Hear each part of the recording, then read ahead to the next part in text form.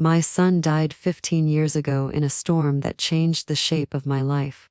I saw him laid out under soft lighting. I touched his cold wrist with my fingertips and felt the absolute silence of what used to be a pulse. I stood at the edge of his grave and let a white rose slip from my hand onto polished wood before the first shovel of earth sounded like a gavel in my ears.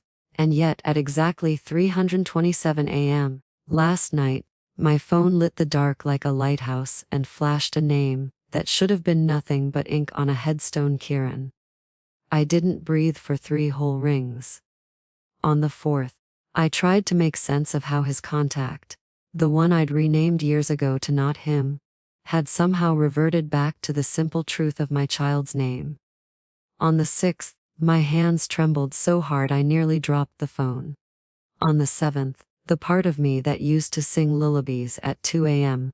did what it has always done. I answered. I heard air moving through someone's mouth.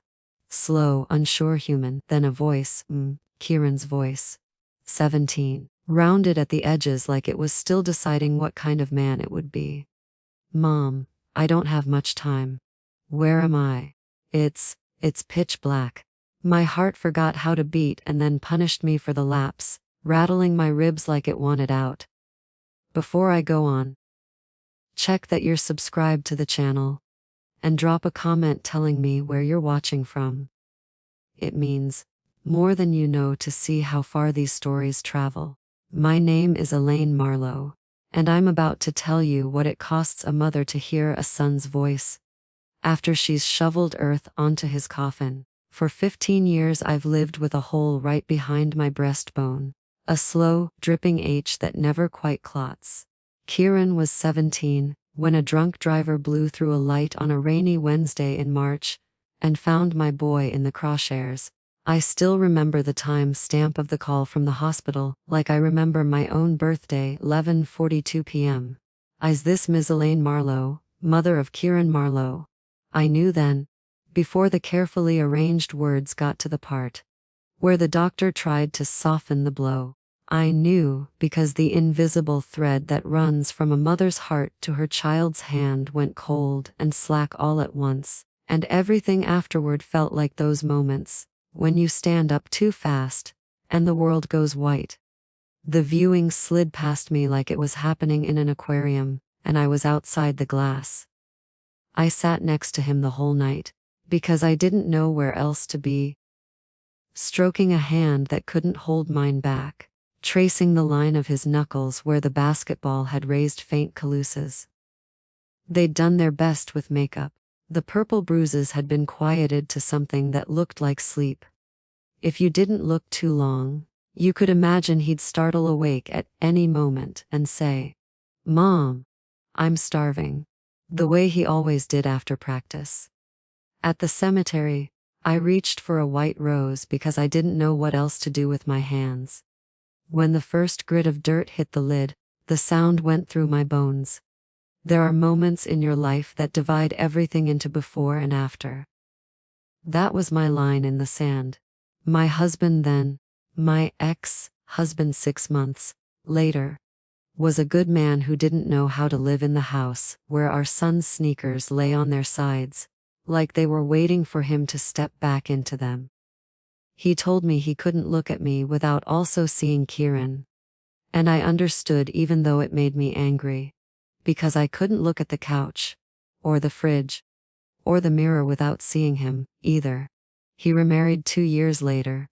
There are pictures online of their children, a boy with Victor's serious eyebrows and a girl with dimples deep enough to catch tears. I didn't remarry. I built a sanctuary instead. I kept Kieran's room the way it was the day he threw his backpack on the chair and swore he'd deal with the math assignment after dinner. His favorite hoodie still hangs on the closet door. Sometimes, if I press my face to it, I could swear I catch a ghost of laundry soap and wind, and boy, the Batman blanket he'd insisted wasn't childish sits square and strict on a bed that never got messy again. His guitar waits in the corner, strings asleep. I dust his trophies and read the inscriptions because it feels like a kind of prayer. On Sundays, I drive to Everrest Lawn Memorial Park with fresh flowers and a bottle of water. I wash the stone with my sleeve and talk to him, like he might crack the granite open and answer. I tell him the small stuff: who won the spelling bee in my kindergarten class, whether the hydrangeas finally took to the corner of the yard, how the world keeps barreling forward without his permission. Sometimes I read aloud to him, the way I used to when thunder rattled the windows, and he was too big to admit he wanted company. People told me to move on the way people tell you to drink water or get some sleep. It sounds like love and feels like someone has mistaken grief for a hobby you can quit. I tried everything they suggest: therapy, 2 different support groups, a small white pill at night that smoothed the edges but blurred him too. Nothing was a cure. I simply learned to carry the ache without dropping everything else. For 15 years I paid the bill on Kieran's phone number like I was still buying him a plan for unlimited texts. It was foolish, I know, but I needed his voicemail to exist somewhere outside of my head. Hey, this is Kieran. Leave one, I'll hit you back. I would call and listen when the house was too quiet. It steadied me, like a lighthouse on a black sea, a voice, shaped proof of the boy who used to walk down these stairs 2 at a time. Then last night happened. I woke to my phone buzzing with an urgency that felt like a tap on the shoulder. The room was a dim bowl cupped by the night. On the screen, where not him had stood for a decade, there it was: Kieran. I told myself not to answer. I told myself it wasn't possible, that it was a mistake in a tower somewhere, a glitch, the universe pressing on a bruise because it could. But by the 7th ring, I was already sliding my thumb right. Hello, it came out threadbare. Breathing. Then, soft and raw, Mom. Everything inside me broke open. Kieran. Yeah, he said, uncertainty moving through his voice like fog across a field. I don't know where I am. It's just dark. It's tight. I'm cold. What happened to me? I fumbled for the lamp as if light could drag this into a world where things obey rules. Kieran. I whispered, my throat hot with tears. You. I wanted to say the word, but it got stuck in my mouth like a stone. It's been 15 years. Silence pressed against my ear, heavy as a winter coat. That can't be right, he said finally, fear clipping each word. I'm talking to you. I can think. I can feel the wood. It's wood. I'm lying on something hard. It smells like dirt and mold. He swallowed, and that sound undid me. Mom, I'm scared. All at once, my mind skittered through every terrible story it had ever been told: hospital mistakes, premature death declarations, buried alive folklore that you dismiss until it arrives at your door at 3:27 a.m. But logic stood behind me with its arms crossed, reminding me of the viewing. The words written on certificates filed away in drawers, the weight of the rose from my hand onto a box that went into the ground. Where are you right now? I asked, my voice doing that oxygen mask thing a mother's voice can do, calming itself first so it can calm the person who needs it. What can you feel besides wood? Fabric, he whispered, something smooth tucked under my neck. My clothes feel strange, stiff, a jacket with a tie. I never wear a tie, the suit. Oh, God, Kieran, listen to me, I said, standing without realizing it, barefoot on cold floorboards. If what you're feeling is a box, if it smells like soil, if you're wearing a suit, you might be in your casket, at Everest, East Slope, near the willow tree. Do you remember Everest Lawn Memorial Park? Another long breath. A cemetery, he said, like he was sounding out a word he'd read but never spoken. Mom. Am I dead? I don't know what's happening, I said, and the truth of it tasted like metal in my mouth. But I'm coming to you. My battery. His voice frayed. It's low. I found my phone in my pocket. The old one, the blue one. It says, I'm at 10%. He'd had a fascination with mortality when he was 16 and earnest, scribbling out a living will template he'd found online and leaving it on his desk. He'd asked for his phone to be buried with him. In case I need it to call you from heaven. He joked, and I'd smiled because there are things you can't imagine ever being anything but a joke. We honored the list. We tucked the phone where he'd said to tuck it, just like we tucked the letter I wrote that night, words I poured onto paper because speech was too flimsy to hold them. Kieran, I said, voice shaking. If you're in your casket, you're at Everrest. East slope, past the stone angel with the chipped wing. Near the big willow. That's where I visit you. Don't, he said quickly. Don't hang up. I won't. I raced to pull on a coat. Keys. Purse. Shoes. I said his name between every small task like it could keep him tethered. I'm coming. The line gave one distressed peal and died. When I tried to call back, a machine told me the number didn't exist. I stood there with the phone against my ear like it could conjure him back, if I held it just right. I drove through Asheville's sleeping streets at a speed that made the stoplights flash warnings at me. The moon was a coin lying on its side. Mist rose off the river and drifted into the hollows like breath. I parked crooked in the lot of Everest and sprinted for the gatehouse, where a lamp glowed over a crossword puzzle and a thermos. I banged on the window so hard the pencil jumped. Mr. Briggs? I shouted. Lowell, please. He shuffled to the door, hair mussed, kindness already in his eyes. Ms. Marlowe, you okay? He squinted at a clock. It's 4 on the dot. I need to get in, I said. Now, it's Kieran. He didn't say, but Kieran is in plot E under 60 inches of clay. He didn't tell me to go home. He looked at my face and saw something that made arguing feel like the wrong religion. He grabbed a ring heavy with keys and a flashlight. I'll walk you. Any other night, the cemetery would have been beautiful, a quilt of greens under the moon, stones silvering softly. That night, it was a maze I'd walked 100 times that had shifted in the dark. I could find Kieran's grave without thinking in daylight. But at night, every path is a test. Left at the angel with the broken wing. I murmured, half to myself, half to the ghost of every Sunday. Right at the marble bench with the ivy, that big willow up there, his headstone waited the way it always did. Kieran James Marlowe, 1993-2010. Beloved son, beloved friend. The grass was tidy because I'd brought seed, water, patience, and something like devotion to the task. I fell to my knees and pressed my palms to the ground, a posture that felt ancient. What did you expect to do? Lowell asked gently. Dig with your hands till you hit the lid. His hand hovered an inch from my shoulder, unsure of whether comfort would break me or hold me upright. I don't know, I said, scooping at the earth anyway. Dirt packed under my nails, cool as a cellar. I just know he sounded so scared. He said it's tight and cold, and he asked where he was, and the sentence drowned in a sob that came from deep in my ribs.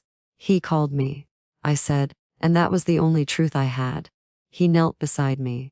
Ms. Marlowe, he said softly, I don't think you should hurt yourself. Come on now. I'll walk you home. He didn't say nightmare or hallucination, because Lowell Briggs is old enough to know that some words steal dignity. He stood there while I cried in front of a stone, and when I could finally stand without swaying, he walked me back without making me promise to sleep. Before I got in my car, I said, Did you ever hear of something like this? He looked past me to the willow as if the tree might answer first. I've heard of people feeling things, he said slowly, dreams that are like messages, nothing like a phone call. He tailed me home to make sure I didn't drive into a ditch and waited in his car until I unlocked my front door and gave him a shaky wave. I promised him I'd call my doctor in the morning. We both knew it was a promise made for the sake of neatness, like smoothing a bed you won't sleep in. In my kitchen, I tried Kieran's number until the recording numbed my ear. Then I stared at the wall while the sky outside went the color of bruised peaches. People would be leaning on their horns soon, A jogger would pass my house with earphones tucked into the world like kindness he didn't need to hear. By 5:10 a.m., there was only one person I could call who had ever stood in this particular geography of pain with me, Victor. He answered on the fourth ring, voice thick and wary. Elaine, I need you to listen, I said. It's going to sound impossible. I told him the impossible thing. He didn't interrupt. He didn't try to reason me back onto dry land. When I ran out of words, the quiet felt like the breath you hold before someone opens a door. I don't know what to believe, he said finally, voice careful, like he was stepping between precious things. But I know you aren't inventing this. Not about our son. Come, I said. Please.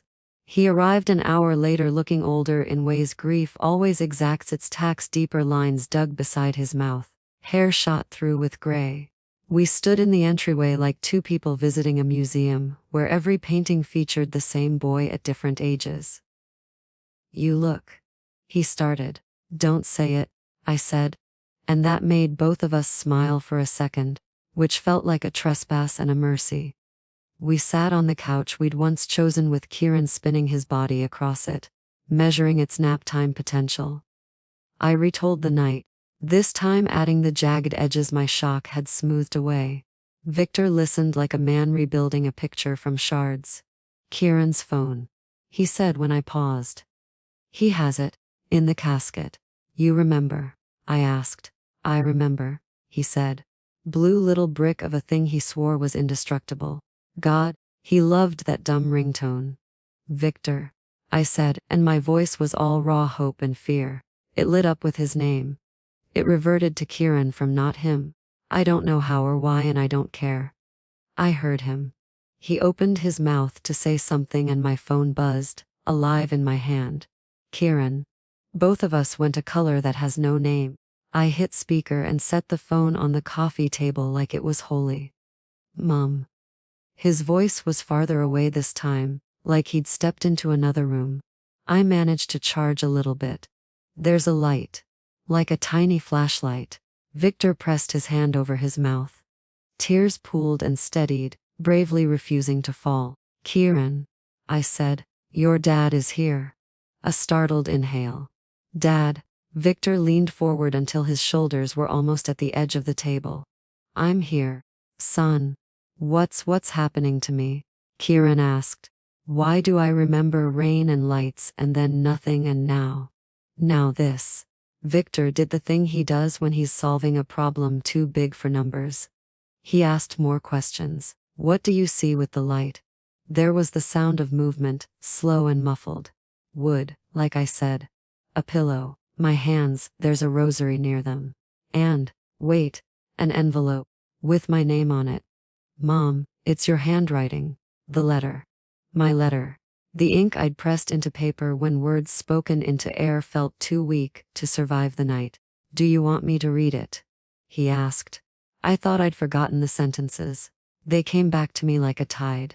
Yes, I said, breath catching, read it.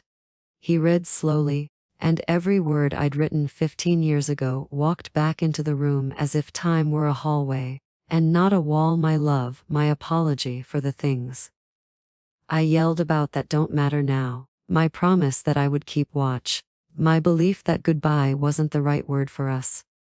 By the time he reached, when my time comes, I will find you, my chest hurt from trying to hold too much sorrow and grace at once. Mom, he said softly. You wrote that for me. I did, I said. The night before we laid you to rest. There was a quiet that felt like a hand on my hair. So, it's true, he said after a moment, like each word had a weight he had to lift. I died. But I'm also here. How? We don't know, Victor said, voice steady and gentle in a way I remembered from the nights Kieran had a fever. And we may not understand it right away. But we are going to you. We're going to figure it out. How much battery do you have? I asked, practical suddenly because the alternative was drowning. How much time? 30%, he said. It keeps dropping, then something fills it up a little, and then it drops again. I don't know how it's still working at all. It's 2025, I said, the number tasting strange. It's August. You've been gone 15 years. I would be 32, he whispered. I still feel 17. Victor cleared his throat. Son, listen. We're going to try to get permission to open the grave. We'll do it the right way if we can, the fast way if we have to. There was a pause, and when Kieran spoke again, something in his voice had shifted, like he was listening to a sound we couldn't hear. I don't know how to explain this, but I think there's a time limit. I feel like a tide. There's a pull that's strong now, and it's going to ebb. How long? I asked, my hand already reaching for Victor's arm. 3 days, he said, maybe a little less. The room went quiet in the way rooms do when news walks in and sits down. Victor nodded once, his brain making plans in real time. We'll call Dr. Kim. Hana, I asked. Dr. Hana Kim had been in our wider circle since Victor's grad school days. A forensic pathologist with kind eyes and a spine of steel. She's the only one I trust to even hear this, he said, already unlocking his phone. If anyone can cut through the red tape for an emergency order. Wait, Kieran said quickly. There's something else. We froze. I'm not alone, he said, voice barely above a whisper. Wherever I am between things, there are others. Some are lost. Some are listening for any open door. Not all of them want what I want. Not all of them are kind. The hair on my arms lifted. What does that mean? It means you need to hurry, he said. And it means that when you open the door for me, you need to trust me to show you how to shut it again. The line crackled as if air itself were tired. Batteries dropping fast. I love you. Both of you. We love you, we said together, and it was so perfectly the way we used to tuck him in that my vision blurred. The call ended. The room felt too small for my heart. Victor had Dr. Kim's number on screen before the quiet could get loud. Hana, he said when she answered, skipping greetings. I need a favor. A big one. And I need you to believe me before believing me makes sense. I watched him pace the length of our living room. While he spoke to her, watched his shoulders loosen when she didn't hang up, watched his hand go to his forehead in the way it does when relief and fear shake hands. Okay, he said finally. Thank you. We'll see what you can do. He hung up and looked at me. She'll push for an emergency exhumation order, he said. She warned me that even in the best case, it's 48 hours. 3 at the outside. 3 days. I repeated, thinking of tides and doors, of other ears pressed to the threshold. That's what he said. Victor sat down like his legs didn't trust him. If the papers don't come in time. He didn't finish. He didn't have to. There are times in your life when you learn which rules are nailed down, and which rules can be moved if someone you love is under the nail. We didn't sleep. There's a way of sitting in the dark with someone you once loved in a different way that feels like knowing all over again who they are. At one point, Victor's eyes slid to the hallway that leads to Kieran's room. Have you kept it the same? Yes, I said. May I? He asked. Of course. We walked the short hall like it was an aisle. I opened the door and let him step into the pressurized air of a room, where time had been bottled and set on a high shelf. He stood very still, taking in the posters, the stack of schoolbooks with their corners softened by use, the sneakers by the bed, the guitar with a film of dust like frost on a window. I thought you were angry I moved on, he said finally, voice quiet. I wasn't moving on. I was running away. I couldn't have done this. I couldn't have slept under this roof. I didn't answer. Some truths don't need a reply. He moved to the desk and pulled open a drawer. His hand paused over a black spiral notebook. His journal, he said, and looked at me with a question. I never had the courage, I admitted. He opened it with hands that looked too big for something so intimate. January 10, 2010, the first entry read. He started to read aloud, and within a paragraph my skin was covered in the kind of gooseflesh you get when the air changes pressure. I had that dream again, the accident, the rain, the lights. It's so real I wake up and my heart is still running hard. In the dream I'm watching myself from above, which is creepy, but also quiet. Like floating on the lake when everything is still. The entries went on. An ordinary boy's days threaded with something that didn't feel ordinary at all. A series of dreams that tracked the path of the thing that would kill him. Not vague, not symbolic, but specific, asphalt slick as an eel. The white of the headlights, the sudden silence after noise. March 1st, 2010. The funeral dream again. Mom cried so hard I thought she'd melt. Dad stood very still and then fell apart in the car where no one could see. I don't know how I can dream things that feel like the future, but I can. If it's true, if I die, I want them to know it won't be the end. I'll figure out how to find them again. The last entry was dated March 10. Today feels like a day with teeth. I'm not scared. I feel like I'm walking toward something I already saw. If I'm right and I don't come home, please bury my phone with me. It sounds dumb, but I have a feeling I'll need it. Victor closed the journal gently, as if sound could bruise the air. He didn't have to say, he knew. I could hear it echoing in the quiet. We were still standing there when my phone buzzed again on the bed. I didn't remember carrying it in. My hands were clumsy trying to answer, as if fingers could forget how to do what they've done 1,000 times. Mom, Kieran said, his voice clearer now, less afraid. Are you in my room? Yes. I said, voice small. I can see you, he said. My mouth went dry. What do you mean? It's like I can be here and there at the same time, he said, as if he were tasting words that didn't quite fit. My body is in the dark, but my mind can move. Dad, you're by the desk. You're touching my swim trophy. Victor looked down at his hand as if it had acted without him. How is that possible? Victor whispered. I don't know, Kieran said. But I know this, you need to open the grave. It's not just about me getting out. There's something else we have to do right after.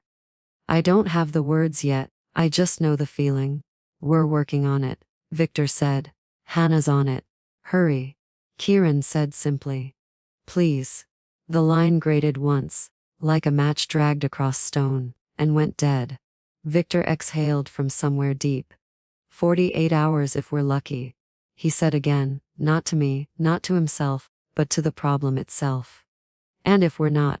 I asked. He met my eyes. The answer was in the set of his jaw.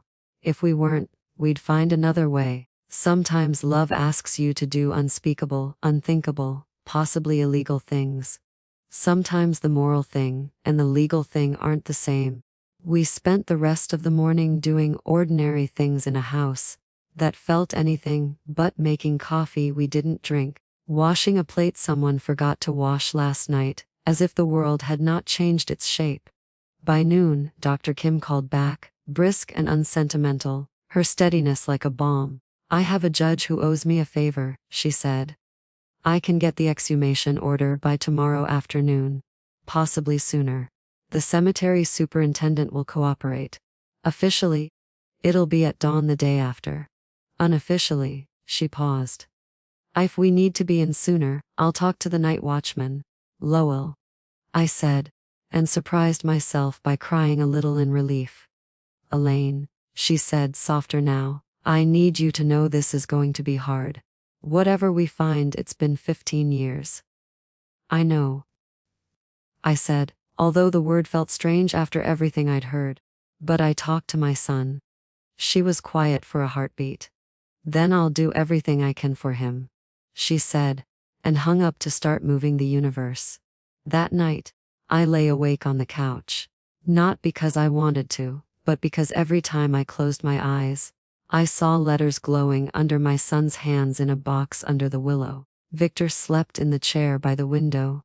That light doze he used to slip into when Kieran was sick and the house needed someone alert. We didn't know then that this would be the last night the house would ever feel this helpless. Neither of us slept. We drifted in and out of a kind of alert stillness, listening for a phone that might or might not ring.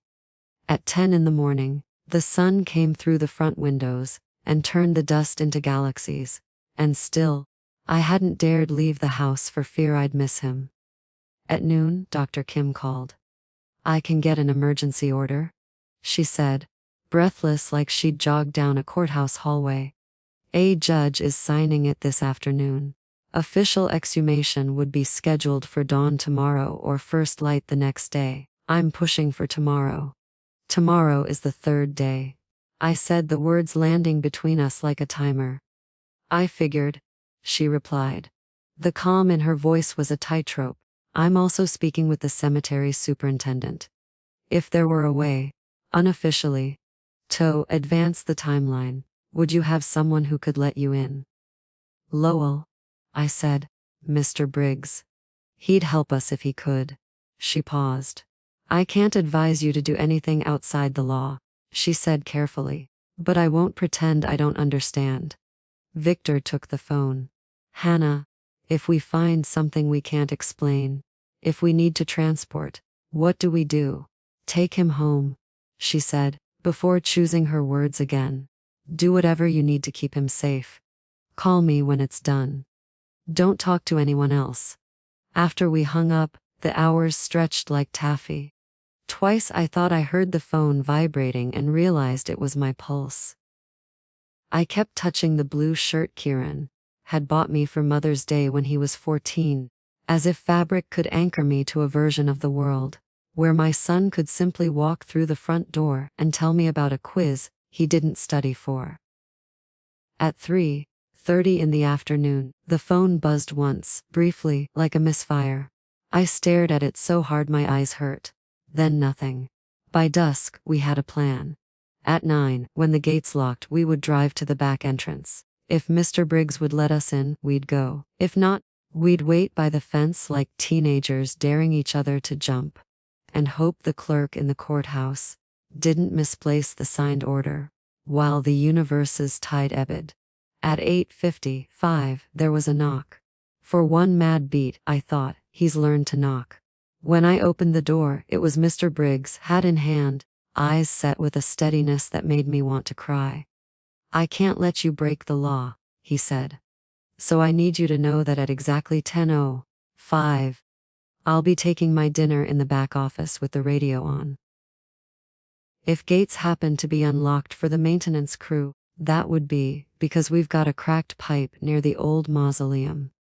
Tools might be left in the shed, the kind a person could use to make short work of packed soil." I covered his weathered hand with both of mine. "Thank you," I said, the words inadequate. "You'll need to be quiet and quick," he added. "And you'll need to be ready for anything." "Anything," I repeated. Then, "Have you ever seen anything?" "I've seen grief do the impossible to the living," he said. "And I've felt this place breathe in ways that make you stand up straight and say sorry without knowing who you've offended." He left before I could say another word, as if staying would lend this operation the wrong kind of legitimacy.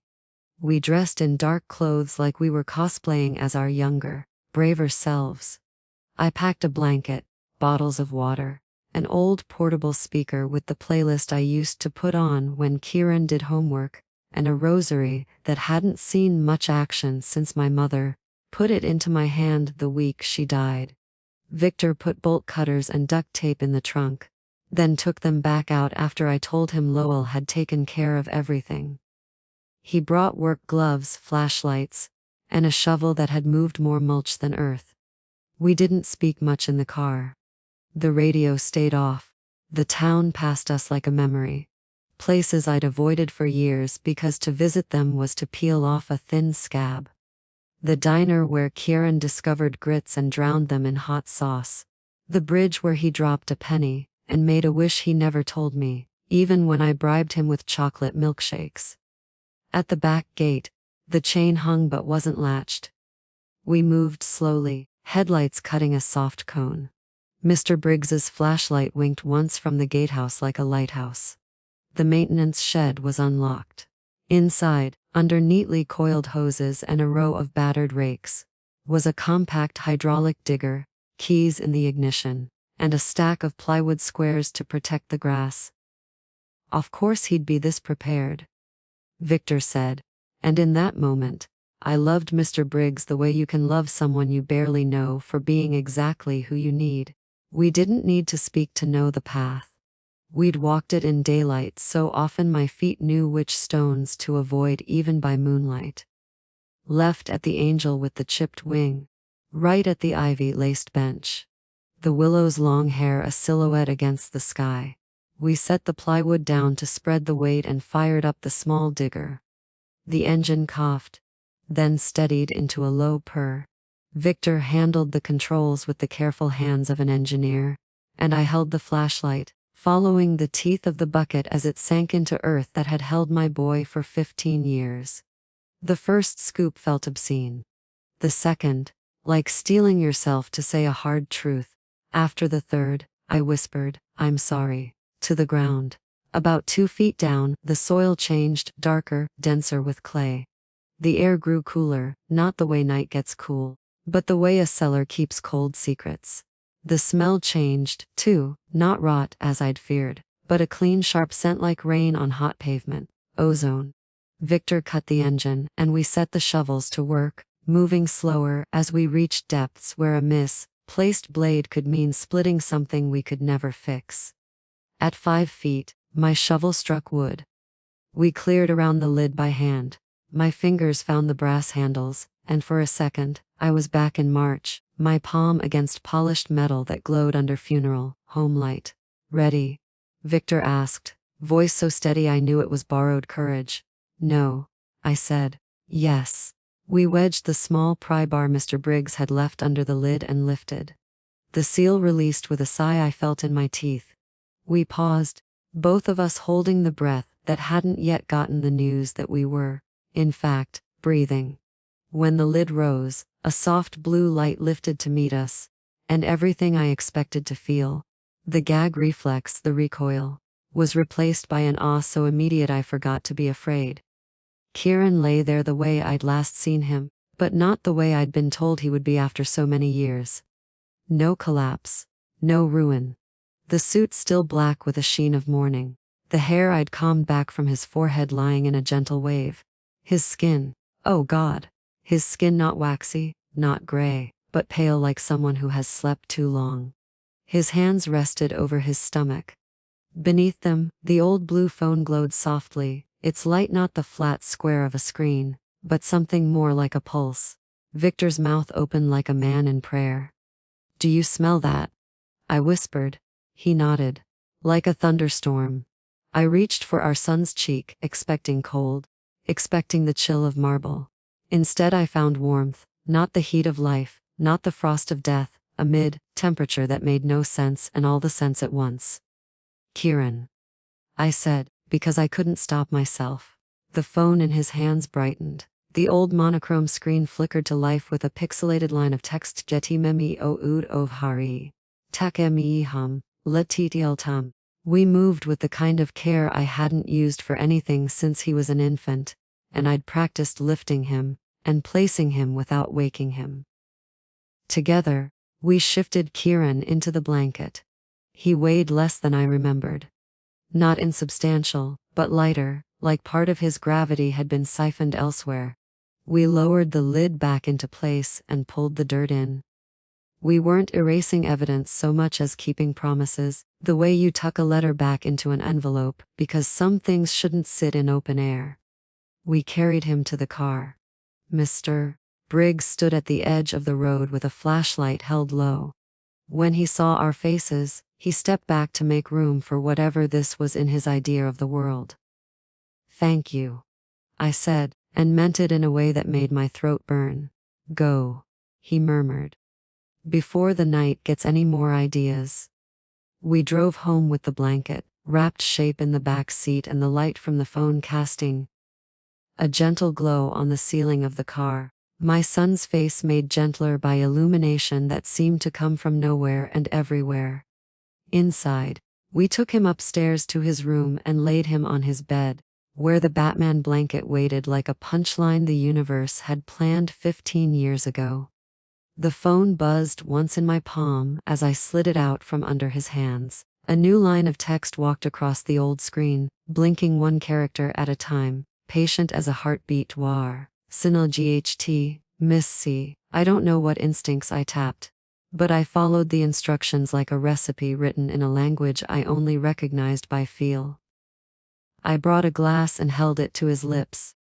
The water didn't go in the way it goes into a living throat, but the level sank with a small, soundless pull, as if the liquid had been absorbed across a border I couldn't see. I pulled the curtains wide. The moonlight laid itself on his face like a blessing. Victor found the speaker and thumbed through songs until he landed on the Debussy piece Kieran used to play when he pretended not to like classical music, but asked me the name of the composer anyway. The opening notes filled the room like a door opening in the mind. The phone pulsed once more. Ta abo. Tome or Dabu, Part 3 of 5. The lid opens. Dr. Kim arrived just before dawn. Hair in a tight bun, scrub top under a gray cardigan. She stepped into the room, stopped, and swallowed, the scientific part of her and the human part coming to conference inside her chest. Oh, she said, exhaling the letter all at once. Oh, Elaine. I know what you expected to find, I said. I expected it too. She moved closer, careful not to jostle anything, hands held a little out like she wanted to touch, and also knew the moment deserved reverence. She pressed 2 fingers gently to the spot where a pulse should be. Warm, she murmured. No respiration. She lifted his wrist and let it rest back on the blanket. No rigor, no lividity, no decomposition. What does that mean? Victor asked quietly. That we aren't in Kansas, she said, then gave me a swift apology for the joke and bent over the phone I held. The screen was dark. The blue glow had tucked itself deep inside. Hana, Victor said, legally. I'll take care of what I can, she said. For now, keep him hidden. If anyone asks, the order is still processing. If the superintendent calls, I'll keep her sweet. If anyone knocks, don't answer. She stayed an hour, listening with her head cocked slightly, like the room hummed at a frequency she could nearly hear. When she left, she squeezed my arm and said, call me if. No. When something changes. By mid-morning, the house took on the weight of waiting. The phone lay on the nightstand like a candle stub.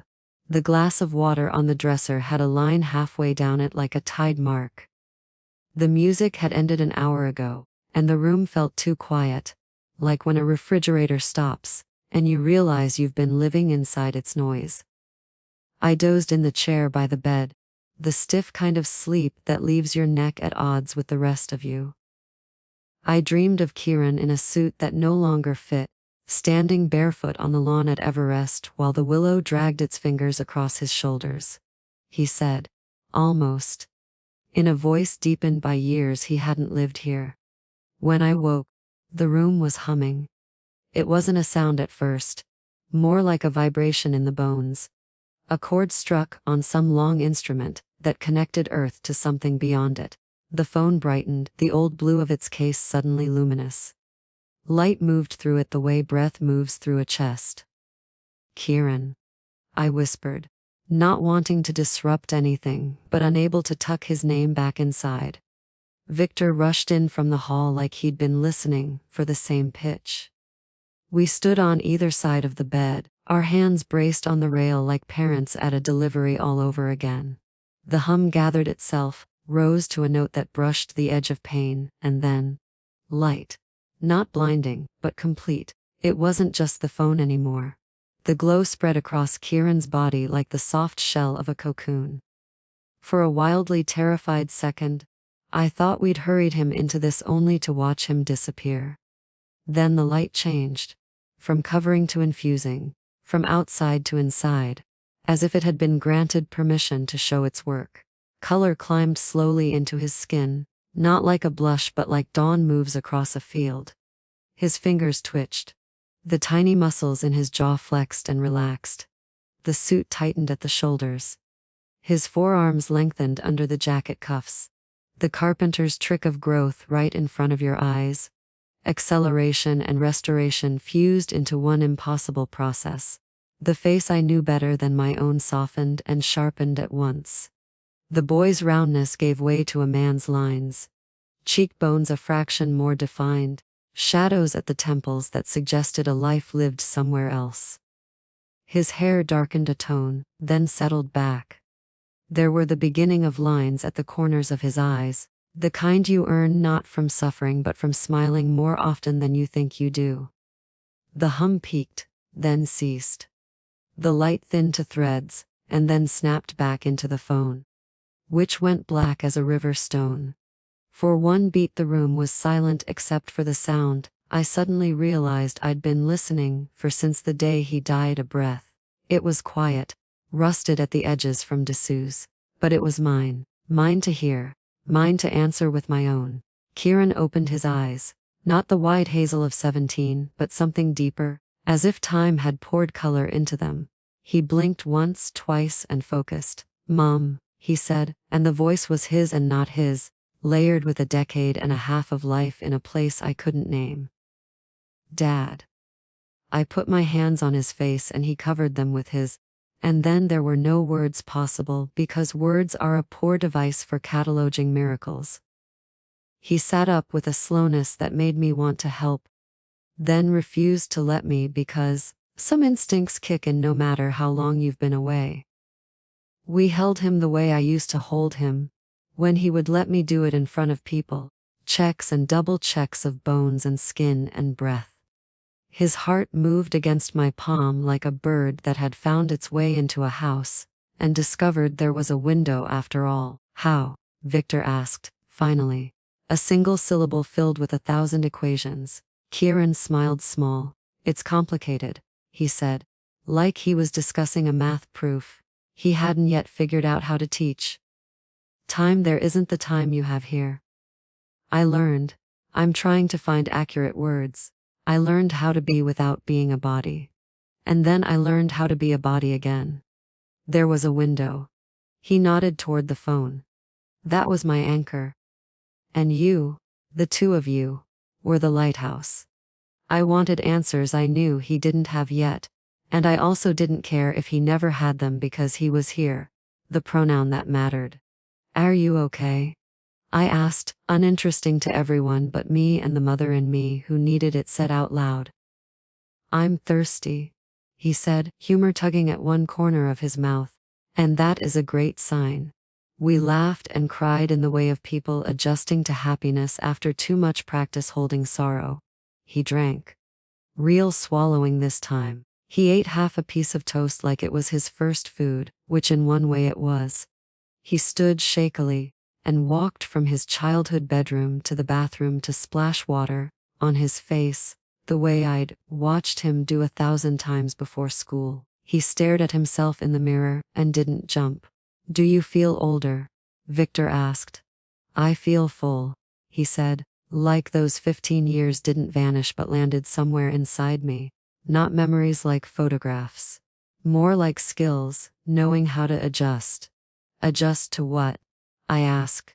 "Noise," he said, and flicked his eyes toward the window. "Color, gravity, hunger, your heartbeat through two walls, all of it. When you're not in a body, you learn how to widen. Coming back here is learning how to narrow without losing what widened." "What about the others?" I asked, the cold that had taken up residence on my arms returning. "You said you weren't alone." His mouth went quiet. I closed the door behind me as best I could. "It will hold for now. But you'll need to be attentive. The ones who want through are patient, and not all of them want family." I looked toward the hallway instinctively, the way you do when someone mentions a window left open, and you remember there's a high breeze. "What do we watch for?" Victor asked. Always the better question. Cold where there should be warmth. A call you didn't make. A light that hums instead of shines. he said softly. I'll teach you what I can. He looked down at the phone on the nightstand, all the magic tucked away, and pretending to be plastic. That's off now, he said. It doesn't get to be the portal again. It gets to be a reminder. I reached for his hand. Bigger now. Scars I didn't recognize, but not alarming. The kind that say a life has been lived even if you weren't there to watch it. We'll figure out the paperwork, Victor said, breaking the spell with practicalities that needed naming. Hana will help. We can't just walk you into the DMV and present you like a surprise. You're legally not alive. Kieran grinned. You mean I don't have to do jury duty? Don't press your luck, I said. And the fact that I could say it lightly told me the world had tilted back onto something like an axis. He stood at the window and looked out at a neighborhood that had sprouted solar panels and an extra stop sign. So much has changed, he said, the words full of delight like he was a tourist in the city of his own life. And so much hasn't. We spent the rest of that day doing the small work of coming back. He showered and came out in sweatpants that used to be too big and were now slightly too short. He ate simple food. He napped. He walked up and down the hall, holding the wall the way toddlers do, not because they'll fall but because the railing helps the brain remember where the floor lies. When evening came, he sat between us on the couch, and we watched the sky unpeel itself from blue to bruised tonight. Do you remember the last day? I asked. It felt dangerous, like cutting the last string on a kite, but we were in the business of dangerous truth now. I remember the rain on my face, he said. I remember the lights. I remember a moment of pain so bright it became something else, and then I remember quiet. Love, voices without mouths. The sense that I was more than one person and also entirely myself. Then the urgency. Then you. He pointed at the phone. Then that. Then here. There was a beat where none of us thought we could hold anything more without spilling. Then he said, softly, it's good to be here. We all exhaled the same breath. By late afternoon, the house had learned how to make ordinary sounds, the kettle clicking off, the floor creaking where the boards remember our weight. Kieran napped for an hour, and then woke hungry. And the simple act of making him eggs felt like religion. The phone on his nightstand stayed dark. I kept sneaking glances at it anyway, the way you check a sleeping baby every 7 minutes just to watch their chest rise. Dr. Kim called at 2. I've got the judge's signature, she said. But there's been an administrative hiccup. I filed a discrepancy note that puts a 24 to 72-hour hold on any physical action at Everrest. What kind of discrepancy? Victor asked, voice neutral. The kind that forces re-verification of chain of custody on a 15-year-old case, she said. Translation: no one is opening anything without my say so. I'll keep it that way until I know you're safe. Thank you. I breathed. I'm sending a note to the superintendent to stand down for the weekend. She added.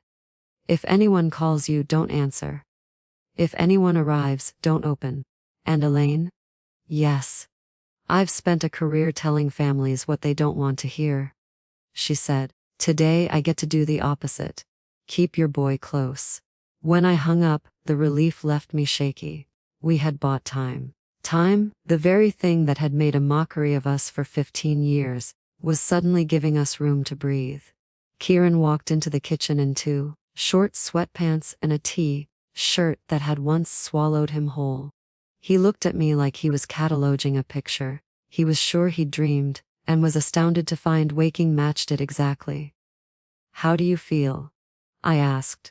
Like I ran up a hill and forgot I had lungs, he said, grinning. And like I've been underwater for a long time and finally figured out which way is up.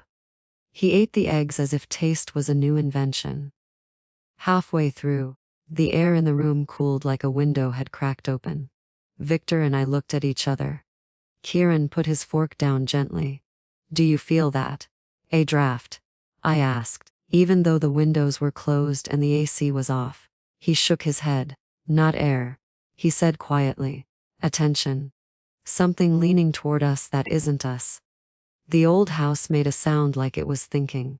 The lights didn't flicker, exactly, they hummed. A half note under ordinary sound. A phone on the counter lit by itself.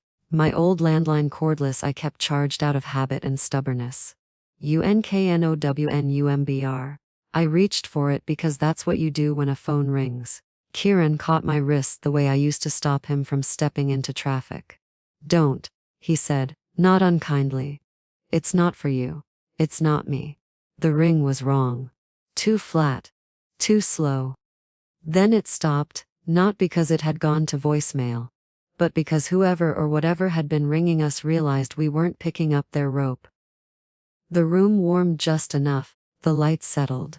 They know you came back, Victor said, his voice all engineer, his mind already drawing diagrams for a problem you couldn't graft wires onto.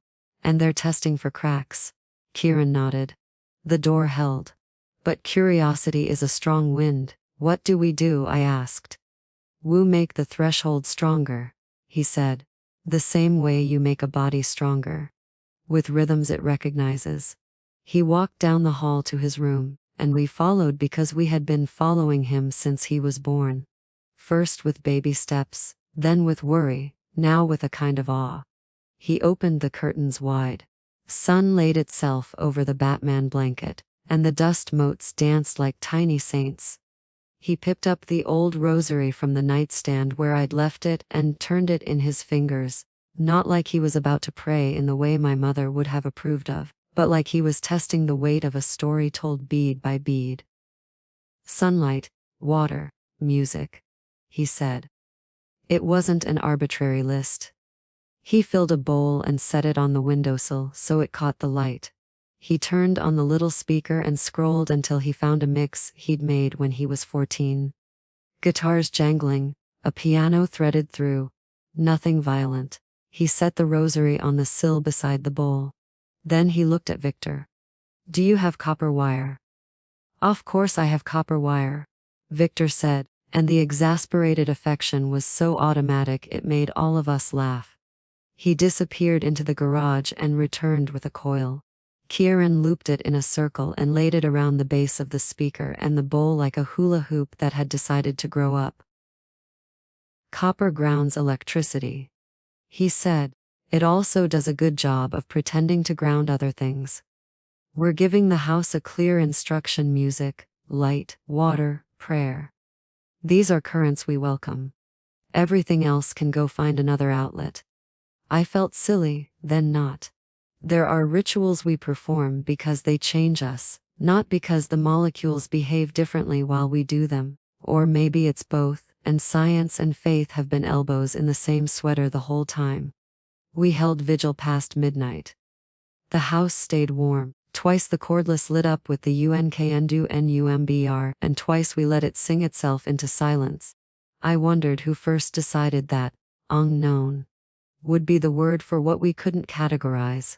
It felt accurate, but too polite for what I felt leaning at our windows like a tide. At 2, Kieran stood. We're not done, he said softly. It's quiet now, but they'll press again. We need to go to the source. The willow, I said. Everrest. He nodded.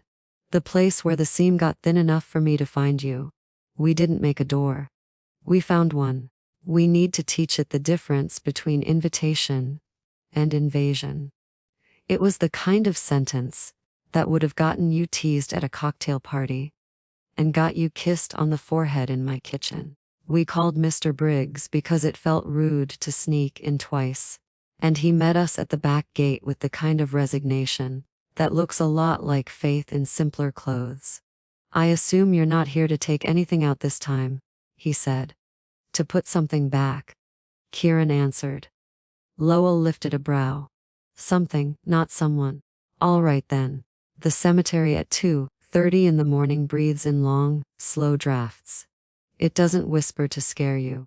It whispers because your ears finally got quiet enough to hear what anywhere with that much love and loss has to say. We walked to the willow without flashlights. because we didn't want to blind the dark. Kieran stopped at the headstone and laid a palm on it, like a man greeting the door he used to walk through every night to come home. He crouched and set the blue phone on the grass, and I felt the ache of it, the urge to pluck it back up and keep it under glass. He didn't move for a minute, listening in the way he'd listened in the kitchen. Then he opened the case with his thumbnail and slid the battery out, a simple, mundane rectangle that had become the spine of a miracle. Plastic remembers less than energy does, he said, almost apologetically. The casing can come home. The power source stays here. He placed the battery at the foot of the stone, then looked at Mr. Briggs. Do you have salt? Lowell smiled like Santa caught in summer. He pulled a little Tupperware from his jacket. I've been a groundskeeper for 30 years, he said. I have salt, iron nails, and stories people don't tell priests. We formed a ring of salt the way you'd frame a picture. Victor set his coil of copper on the grass beside it, not inside the ring, not outside. At the line, like a hand on a shoulder telling a body which way to turn. I took the rosary from my pocket and looped it loose over the top of the headstone, where the name Marlowe caught moonlight like a promise. Water, Kieran said. I poured a slow line from my bottle across the soil above the battery until the earth darkened, like writing a word in ink. He nodded to Victor, who cued the speaker in his pocket. Debussy again, because Kieran used to roll his eyes at Claude, and then ask me if I remembered the name of the piece 2 days later. We stood there under the willow, music stitching its slow seam, water giving the ground a vocabulary, salt and copper telling the air it could be less confused. Kieran closed his eyes and exhaled.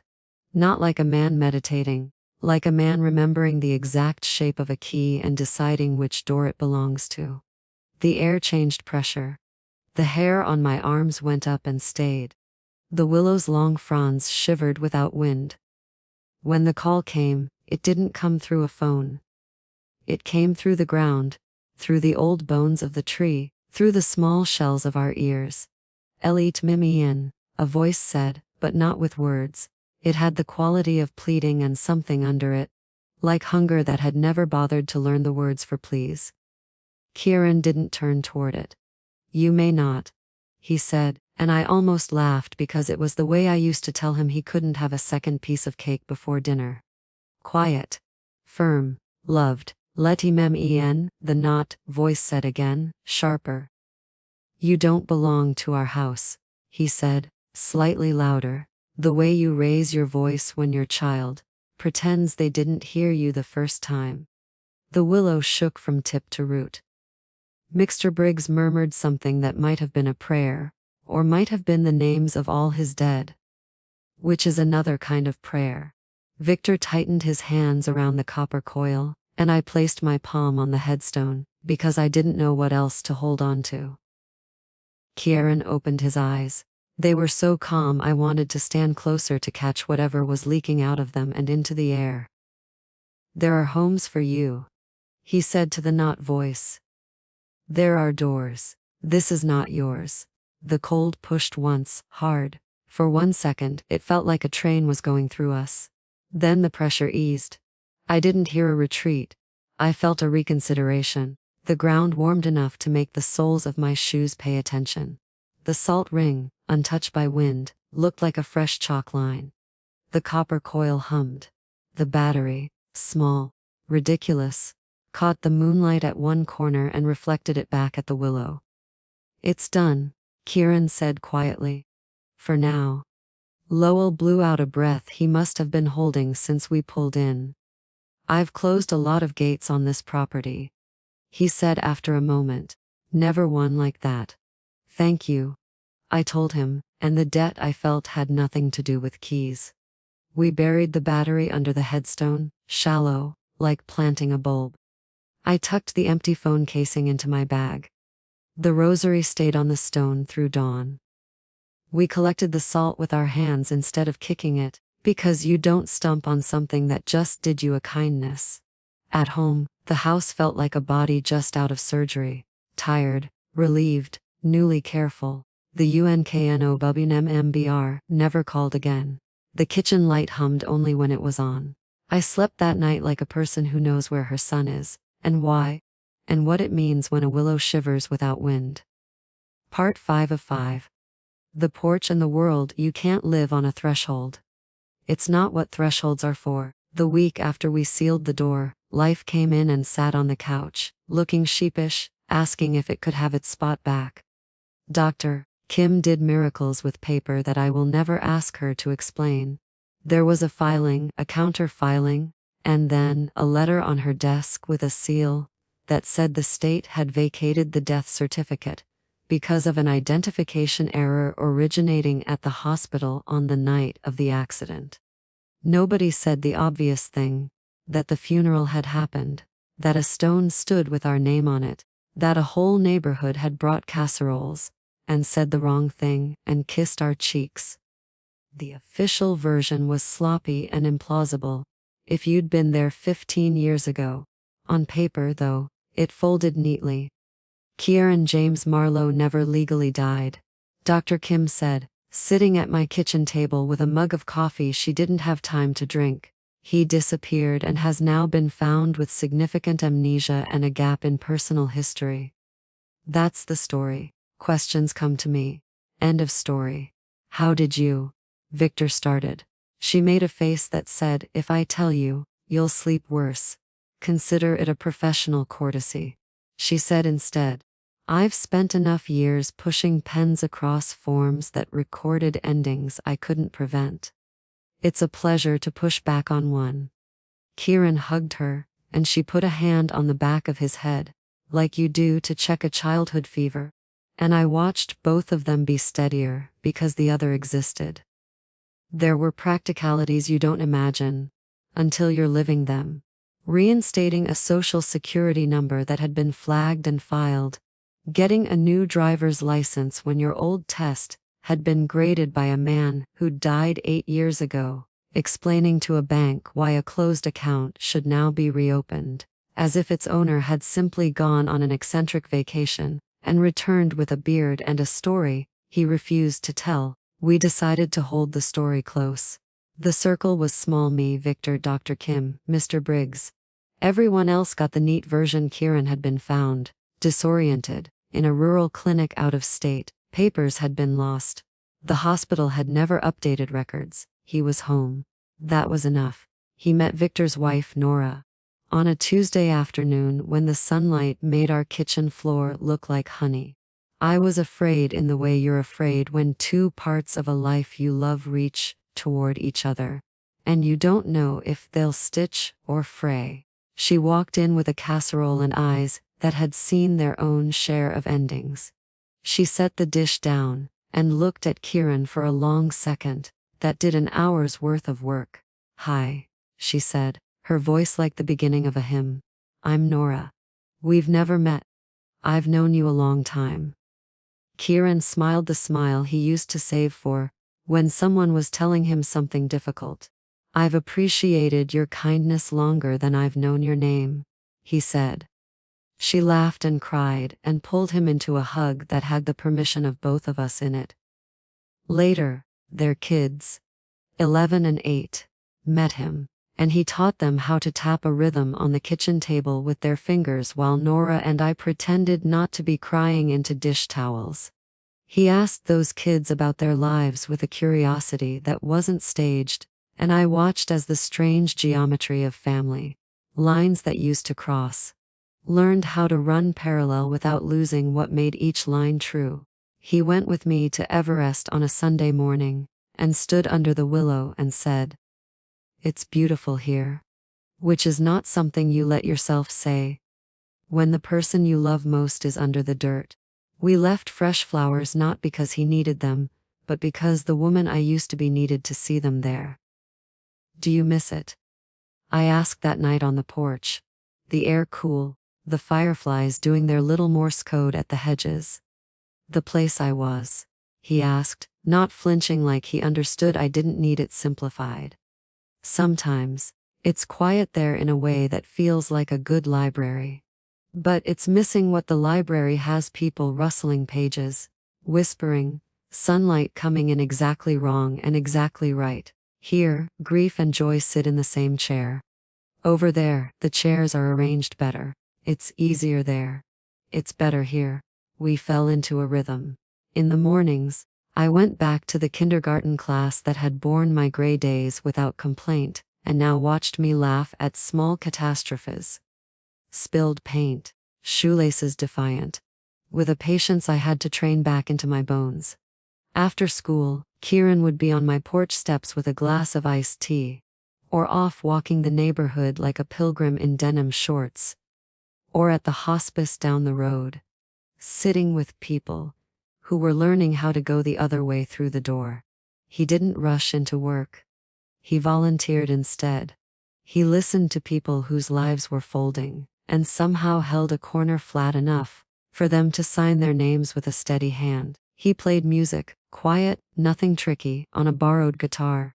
He sat with the widower, who needed someone to talk about tomatoes with, because tomatoes were the only way to say his wife's name without falling apart. He didn't talk much about what had happened to him, where he'd been. When he did, it was in small pieces, like someone telling you about being a kid in a country you've never visited. "There's a lot of color," he said once, then laughed, which is insane to say about a place that's supposed to be all white light. "It's not white, it's more like," he paused, then shrugged, "it's like if you took every color in this world and turned them into things you can feel with your hands." "So you did feel?" I asked. "Yes and no," he said. "Not like skin, more like knowing." Sometimes I'd find him standing in the doorway to his room, looking at the bedspread like it was a friend from grade school he'd bumped into at the grocery store. He kept the Batman blanket, even though it didn't reach his ankles now. He folded it carefully every morning. He put the journal he'd written all those years ago back in the drawer. He didn't hide it. He didn't reread it compulsively either. It was part of him he didn't have to clutch to keep. On a Thursday in October, a storm rolled in from the mountains and drummed on the roof the way storms do when they mean it. The house dimmed to the color of deep water, and the porch smelled like electricity. For a second, the kitchen light hummed in a way I didn't like. Kieran and I looked at each other, the way we'd learned to do when the air changed. He walked to the windowsill where the bowl of water sat, where the rosary nestled in a little dish, where the copper loop had fashioned for itself a permanent home. He touched each item lightly, as if taking attendance. "I've got it," he said, without needing to explain what was. And then it was over before it started, like a sneeze that never arrived. The house went back to soft, sweet humming, the kind that says you are held by beams and brick, and something larger you didn't buy at a hardware store. We went to visit Mr. Briggs when he retired in November. The cemetery had made him a cake with frosting that tried to be grass, and a little sugar willow on top that leaned sadly in the heat. Kieran hugged him in that careful way they both had, men who understand the weight of holding someone for longer than is customary. "I don't have words for what you did," Kieran told him. "Good," Lowell said, eyes shining but not spilling. "Words aren't always the right tool." The cemetery installed a bench near the willow after he retired, a plaque that read, "For the one who kept the gates." Sometimes Kieran sits there with a thermos and doesn't say anything aloud for an hour. I join him sometimes, and don't force a conversation to justify our being there. That's something grief taught me: silence isn't an empty thing you have to fill for fear of someone else hearing it. It can be a bowl you put between you so both of you can drink. I stopped paying the phone bill on Kieran's old number in December.